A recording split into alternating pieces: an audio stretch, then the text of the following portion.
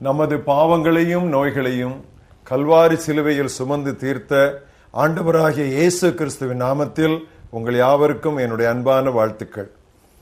இந்த நாளின் தியானத்தின் தலைப்பு இன்னலில் இறையருள், கிரேஸ் இன் கிரீஃப். வாசிக்க வேண்டிய பகுதி 2 கொரிந்தியர் 12ஆம் அத்தியாயம் முதல் 10 வசனங்கள். மேன்மை பாராட்டுகிறது எனக்கு தகுதி அல்லவே. அவன் சரீரத்தில் இருந்தானோ சரீரத்திற்கு புறம்பே இருந்தானோ அதை அறியேன், தேவன் அறிவார். அந்த மனுஷன் பரதீசுக்குள் எடுக்கப்பட்டு மனுஷர் பேசப்படாததும் வாக்குக்கு எட்டாததுமாகிய வார்த்தைகளை கேட்டான் என்று அறிந்திருக்கிறேன்.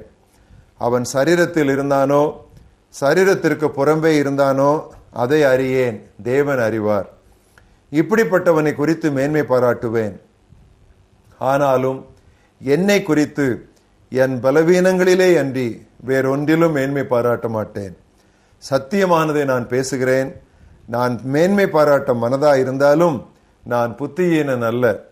ஆனாலும் ஒருவனும் என்னிடத்தில் காண்கிறதற்கும் என்னாலே கேட்கிறதற்கும் மேலாக என்னை எண்ணாதபடிக்கு அப்படி செய்யாதிருப்பேன். அன்றியும் எனக்கு வெளிப்படுத்தப்பட்டவைகளுக்குரிய மேன்மை நிமித்தம் நான் என்னை உயர்த்தாதபடிக்கு என் மாம்சத்திலே ஒரு முள் கொடுக்கப்பட்டிருக்கிறது. என்னை நான் உயர்த்தாதபடிக்கு அது என்னை குட்டும் சாத்தானுடைய தூதனாயிருக்கிறது. அது என்னை விட்டு நீங்கும்படிக்கு நான் 3 தரம் கர்த்தரிடத்தில் வேண்டிக் கொண்டேன். அதற்கு அவர், என் கிருபை உனக்கு போதும், பலவீனத்திலே என் பலம் பூரணமாய் விளங்கும் என்றார். ஆகையால் கிறிஸ்துவின் வல்லமை என்மேல் தங்கும்படி என் பலவீனங்களை குறித்து நான் மிகவும் சந்தோஷமாய் மேன்மை பாராட்டுவேன். அந்தபடி நான் பலவீனமாய் இருக்கும்போதே பலமுள்ளவனாயிருக்கிறேன். ஆகையால் கிறிஸ்துவ நிமித்தம் எனக்கு வரும் பலவீனங்களிலும் நிந்தைகளிலும் நெருக்கங்களிலும் துன்பங்களிலும் இடுக்கண்களிலும் நான் பிரியப்படுகிறேன். இன்றைய மனப்பாட வசனம் 2 கொரிந்தியர் 12:9 முதல் பகுதி. என் கிருபை உனக்கு போதும், பலவீனத்திலே என் பலம் நிறைவாய் வெளிப்படும். My grace is sufficient for you, for my power is made perfect in your weakness. கடவுள் சுகமளிப்பவர். யேகோவா ரஃபா, அதாவது சுகமளிக்கிற ஆண்டவர் என்று அவர் தம்மை வெளிப்படுத்தினார் என்று யாத்திரையாகமம் 15:26 வாசிக்கிறோம். அவர் மாறவில்லை, அவரது வல்லமையும் குறையவில்லை. தமது குமாரனது மண்ணுலக பணிக்காலத்தில் கடவுளின் குணமாக்கும் வல்லமை நிகரற்ற வகையில் வெளிப்பட்டது. எல்லாவித நோயாளிகளையும் இயேசு சுகமாக்கினார். அவரை தொட்ட யாவரும் சுகம் பெற்றனர். இயேசு கிறிஸ்து நேற்றும் இன்றும் என்றும் மாறாதவராயிருக்கிறார். சிலுவையில் நமது பாவங்களையும் ரோகங்களையும் அவர் சுமந்தார் என்று ஏசாயா 53:4-5 மத்தேயு 8:16-17 நாம் வாசிக்கிறோம். அவரது இரத்தத்தால் நாம் கழுவப்படுகிறோம், அவரது தழும்புகளால் குணமடைகிறோம். தொடர்ந்து இன்றும் செயலாற்றும்படி ஆவியானவர் திருச்சபைக்கு குணமாக்கும் வரங்களை தந்துள்ளார். அந்த பட்டியலை 1 கொரிந்தியர் 12:9-28 ஆகிய வசனங்களில் நாம் வாசிக்கிறோம். ஆனால் நமது உடல் ஒரு நாள் இறக்க வேண்டியதை தவிர்க்க முடியாது. எனவேதான் பரிகரிக்கப்படும் கடைசி சத்துரு மரணம். அப்படியானால் அந்த சத்துரு இன்னும் பரிகரிக்கப்படவில்லை. நாம் இறப்பிற்கு தப்பவே முடியாது. இனி வேதனையோ துக்கமோ இல்லை என்று சொல்லப்படும் பொன்னாள் வரும் வரை மனிதருக்கு நேரிடும் நோய்களால் நாம் பாதிக்கப்படலாம். விசுவாசி ஒருவன் வியாதிப்படும் பொழுது அவன் ஜெபிக்க வேண்டும். திருச்சபையின் தலைவர்களை வரவழைத்து விசுவாச ஜெபம் ஏறெடுக்க செய்ய வேண்டும். பாவம் ஏதும் உண்டோ என்று தற்பரிசோதனை செய்ய வேண்டும். பொதுவாக அவன் சுகம் பெறுவான். அந்த பகுதியை வாசிக்கிறேன். யாக்கோபு 5:14-16 உங்களில் ஒருவன் வியாதிப்பட்டால் அவன் சபையின் மூப்பர்களை வரவழைப்பானாக.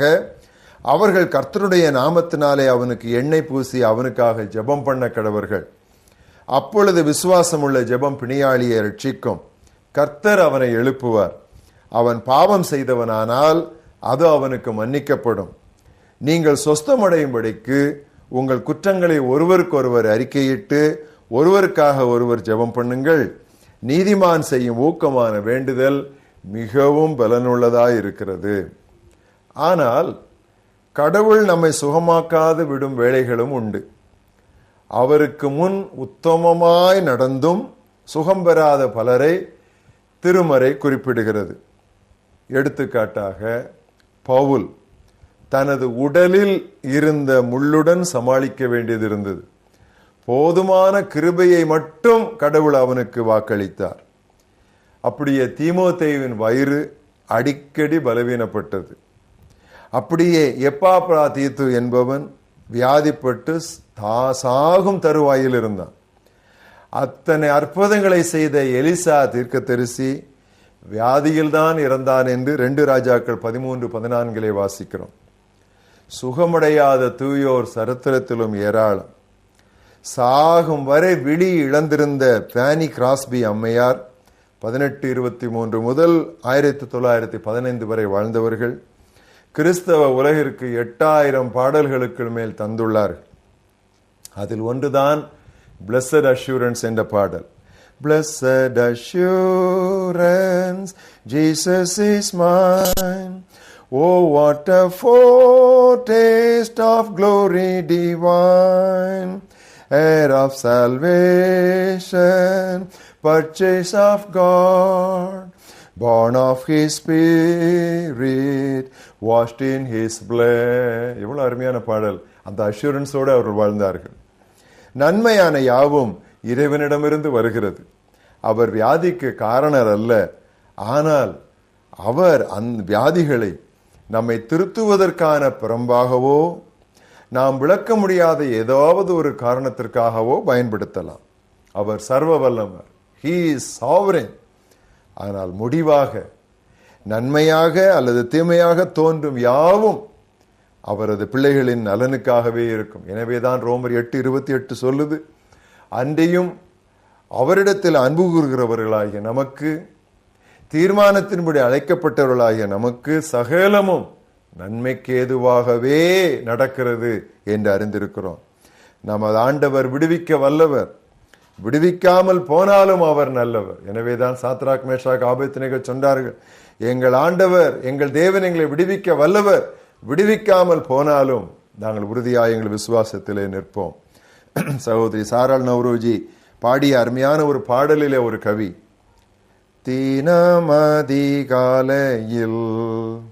தேடும் புது கிருபை, மனம் தளர்ந்த நேரத்திலும் பலவீன சரீரத்திலும் போதுமேவும் கிருபை தாருமே, போதுமேவும் கிருபை தாருமே.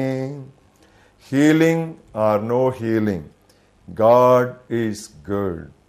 God is good all the time. சுகம் கிடைத்ததோ கிடைக்கவில்லையோ, தேவன் நல்லவர், எப்பொழுதும் நல்லவர். His grace is sufficient in our grief. அவர் கிருபை நமது இன்னலில் போதும். My grace is sufficient for you because my power is made perfect in your weakness.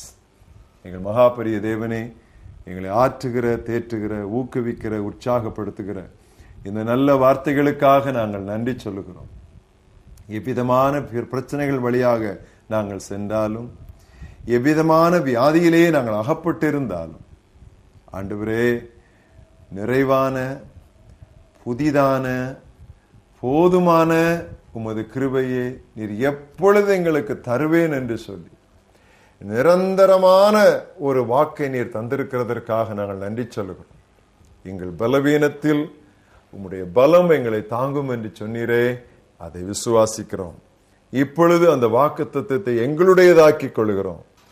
கர்த்தாவே, இந்த நிகழ்ச்சியை பார்த்து கொண்டிருக்கிற எவரும் எவ்விதமான வியாதியிலும் வேதனையிலும் துடிப்பிலும் தவிப்பிலும் இருந்தால், கர்த்தாவே, பீலேயாத்தின் பிசின் தைலத்தை அவர்கள் மேல் நீர் தடவி வேதனை நீங்க சுகமாயிரு என்று ஒரு வார்த்தை சொல்லி, என் கிருபை உனக்கு போதும் என்று நீர் அவர்களை ஆசீர்வதிக்க வேண்டும் என்று நான் உம்மிடத்திலே வேண்டுகிறேன்.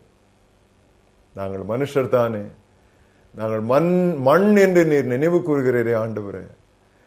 திராணிக்கு மேல் நீர் எங்களை சோதிக்க மாட்டீர் நாங்கள் அறிந்திருக்கிறோம். கிருபை தாரும், கிருபை தாரும், கிருபை தாரும். இயேசு கிறிஸ்துவின் நாமத்தில் பிதாவே, ஆமென்.